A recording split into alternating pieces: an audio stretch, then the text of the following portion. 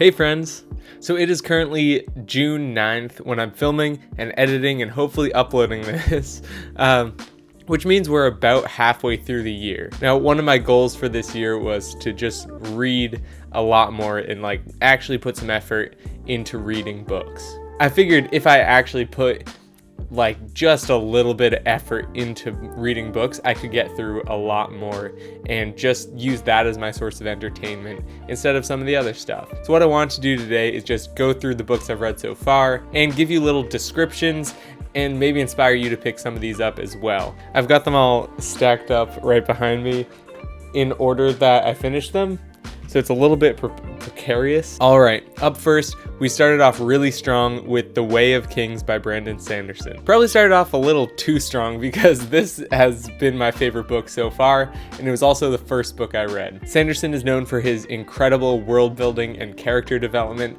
and even as a cultural anthropology student, I am just so impressed by his ability to write culture. The depth that he's able to go into and the really, really interesting stories he's able to tell using his magic system, using his world building, is just literally unparalleled, and I just enjoyed this so much. Also, if you're interested in leadership and what makes a good leader, this book is filled with so many examples of good leaders and bad leaders and what it means to be a leader. So if you're into that, this might be a great book for you to pick up. It's a little bit dense, it's a little bit thick, can be intimidating, but trust me, it's worth it. Next, I read Hitchhiker's Guide to the Galaxy by Douglas Adams. This is a truly absurd sci-fi adventure.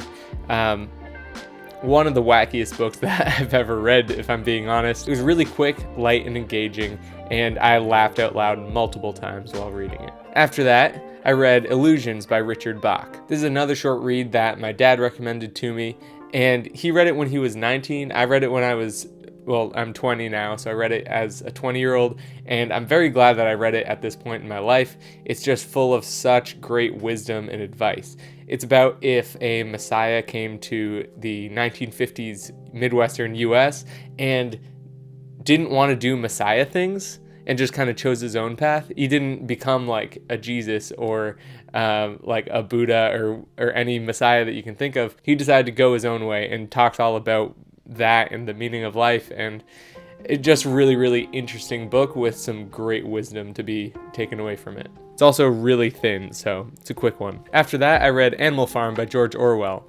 Animal Farm is one of those books where you need the historical context in order to enjoy it. I really enjoyed it, and that's mostly because as I went along, I looked up what different metaphors were, what different allusions were happening, and that just gave me so much better context than I would have had. Because the story on its own is pretty it's surface level. There's not a whole lot of character development. It's not a plot type story, if you know what I mean. I'm coming out of some dense fantasy and sci-fi, and you come to this and it feels really thin.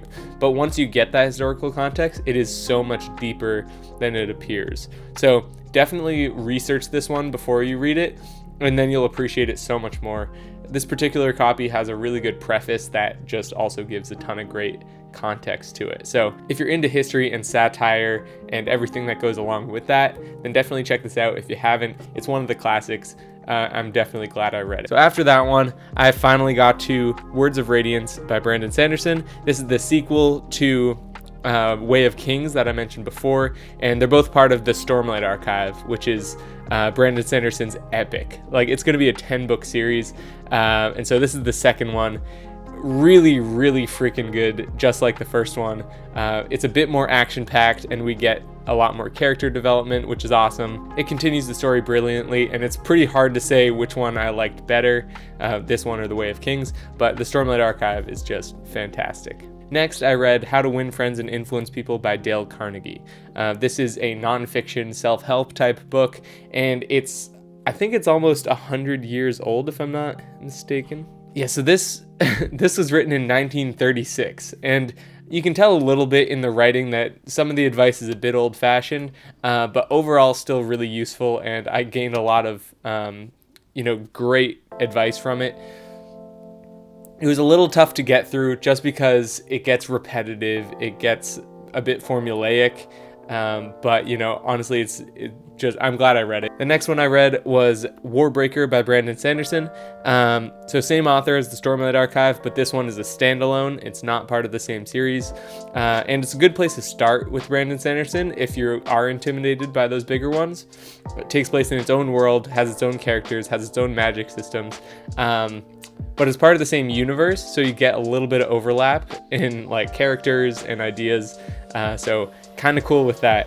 But it's got a really interesting magic system that's based on colors. Really shows Brandon Sanderson's ability to use magic systems effectively to tell a story. The next one I read was Edge Dancer by Brandon Sanderson. The copy I got is inside Arcanum Unbounded, which is like a collection of stories that take place in Brandon Sanderson's Cosmere.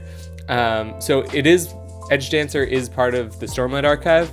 It's a novella that takes place between books 2 and 3. So if you're interested in getting all the little details, it's great to read that one between Words of Radiance and Oathbringer. Yeah, so we get to know a few of the characters really well that we wouldn't have gotten to know otherwise, and it's just a fun story that is canon for the Stormlight Archive. The next one I read was Illegal by Owen Colfer, I think it's pronounced, and Andrew Duncan. I read this for class. It's about a migrant named Ibo who's going from his home in sub-Saharan Africa to Europe. So the character Ibo is fictional, but all the events of the story are true stories from migrants trying to go from Africa to Europe. So really interesting, but overall really high quality graphic novel, and great if you're interested in migration and international relations. Here, I'll show you some of the pages. Like this one is beautiful. Love this page. Really, really beautiful. Yeah, really good book if you're interested in graphic novels and migration. After that, for the same class, we read The Dispossessed by John Washington. If you've ever wanted to take a deep dive into migration and really get to know the story of an individual migrant and his daughter, then this is the book for you. Washington not only gives us the story of Arnavis and his daughter Maybelline, but he also goes into depth of the history of asylum and just the ways that we think about migration in the modern age and how that came to be. So really, really crucial book if you're trying to learn what migration is actually like. And obviously there are a million stories that are just like this and also very different from this because every migrant has their own story. So really, really interesting book if you're interested in migration.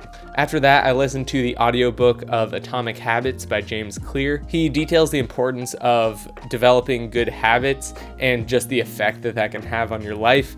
I didn't need much convincing in that area, but his way of talking about it was something that I hadn't experienced before, and it was a really engaging read and got me to think about ideas that I've had in the past in a new way, which is always super valuable.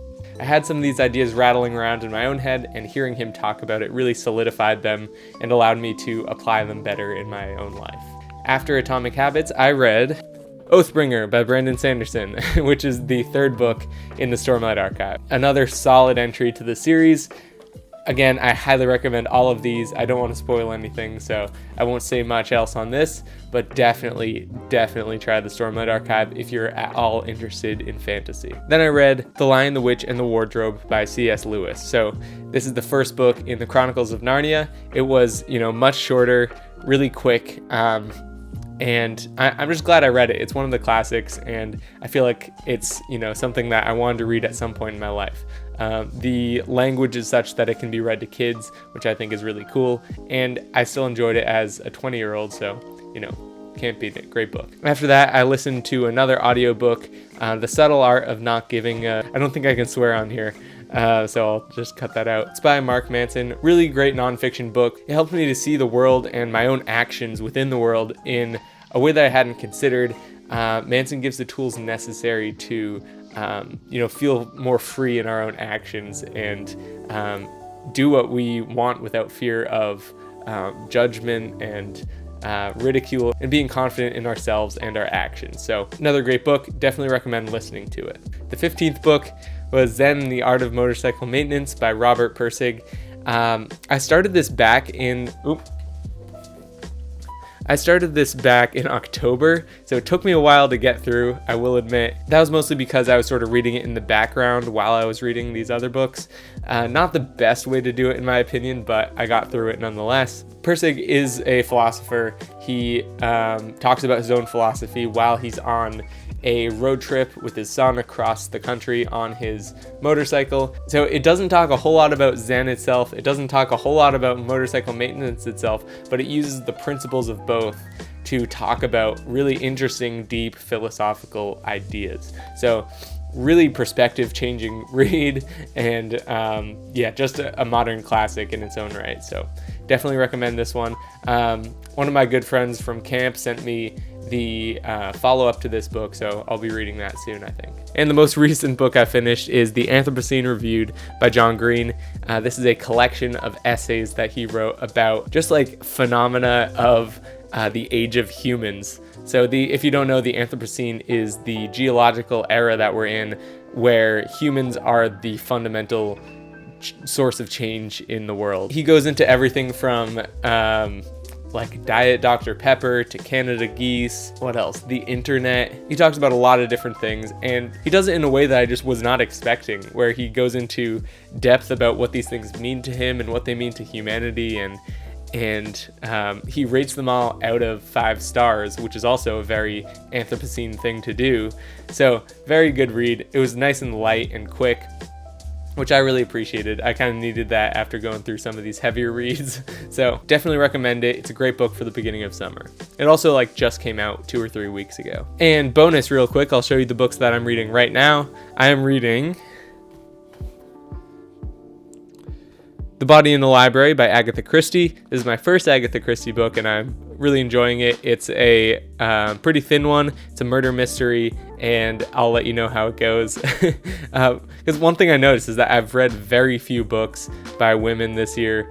I don't know if I've read any, if I'm being honest. And so one of my friends from camp recommended this to me, or recommended Agatha Christie to me, so thought I'd check her out. I want to work in more women authors for the rest of the year because it is very male heavy for the first 6 months. And I'm also working on Dune by Frank Herbert. Really, really good so far. I've heard mostly great things about this book, but I was a little intimidated to read it nonetheless. I'm probably about 2/3 of the way through, and it's really good so far. So again, I can update you guys on that if you're interested. If you want to know how I read at a pretty quick pace, then I have a video of that you can check out right up here or right up here, wherever it is. Let me know if you want to see more reading and book content because I love talking about it. I also talk about books over on my TikTok at SamDCote, so make sure you go check that out if you're interested. Thank you all for watching, and until next time, peace.